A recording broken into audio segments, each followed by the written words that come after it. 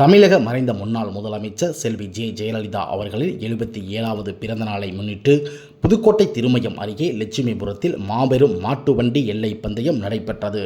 இந்நிகழ்ச்சியை திருமயம் ஒன்றிய பெருந்தலைவர் ஏஎல் ராமு, அதிமுக வடக்கு ஒன்றிய செயலாளர் PLR பழனிவேல், தொழிலதிபர் வை குமாரசாமி, லட்சுமிபுரம் ஊராட்சி ஒன்றிய செயலாளர் மாரிமுத்து உள்ளிட்டோர் போட்டியை கொடியசைத்து துவக்கி வைத்தனர்.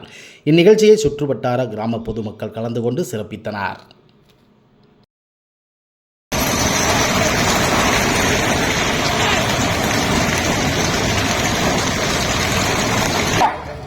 கண்டாடிப்பட்டி கூட்டணி நினைவாக அழியா நிலையில்